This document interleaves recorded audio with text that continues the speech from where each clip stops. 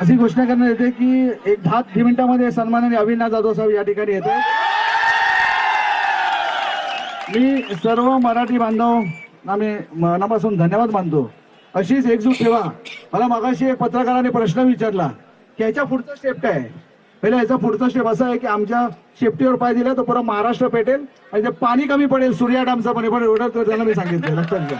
त्यामुळे मराठी माणसाच्या नादी लागू नका. मला कळकळीची विनंती आहे, आमदार असतील खासदार असतील या ठिकाणी मीरा भाईंदरमध्ये फार मोठे मोठे प्रश्न आहेत. पाण्याचा प्रश्न आहे जे 6 महिन्यामध्ये सुटणार होतं ते अजून काय पाणी कोणाला आलेलं नाहीये. त्यामुळे रस्त्याची विटंबना होत आहे, आज रस्त्याची हालत खराब आहे. त्यामुळे भरपूर विषय त्याच्यामध्ये डोकं घाला. मीरा भाईंदरच्या जनतेची आपण टॅक्स घेतो. मीरा भाईंदर महानगरपालिकेचे अधिकारी माजलेले आहेत, काम करत नाही, त्यांच्यावर कोणाचा अंकुश नाही. तर मला वाटतं त्याच्यावर जातीने लक्ष देणं गरजेचं आहे. आज मीरा भाईंदरमध्ये प्रत्येक नागरिक त्रस्त आहे, लक्षात घ्या. त्यामुळे खेडूत असतील, या ठिकाणी कामगार असतील, भरपूर मोठा.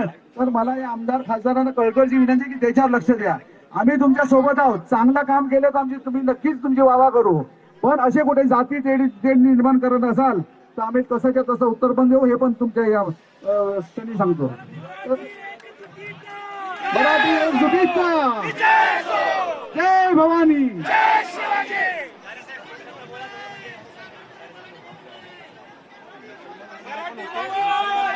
जय भवानी, जय भवानी.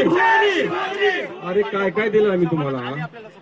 आमच्या जमिनी दिल्या, आमच्या जमिनीवर तुम्ही घर बांधले आणि आजच आम्हाला त्या जमिनीमध्ये त्या घरामध्ये मराठी म्हणून आम्हाला घर दिलं जात नाही.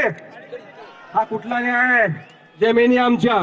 प्रत्येक चौकामध्ये जावा, नाव कुणाचं आहे? अरे ते नाव असता येत नाही, ते कोणा माहित सुद्धा नाही. पण एका सुद्धा भूमिपुत्राचं नाव या जमिनीच्या काही चौकाला दिले गेले नाही. का दिले गेले नाही? आपण शांत आहोत, मराठी माणूस शांत आहे म्हणून हे सगळं होत आहे. तुम्ही जागृत झालात, असेच जागृत राहाल तर भविष्यामध्ये मराठी माणसावर कुठलाही अन्याय होणार नाही. काल तुम्ही बघितलात टीडीआर घोटाळे, सगळ्यात जास्त घोटाळे टीडीआर. आता सोसायट्याचं रिडेव्हलपमेंटचं काम त्यांनी हातात घेत आहेत. तुम्हाला एक उदाहरण सांगतो मित्रांनो. एक सोसायटीमध्ये एक डिस्प्यूट रेज केला, तहसीलदारकडे अर्ज केला, तहसीलदारने सातबाऱ्यावर नाव चढवलं.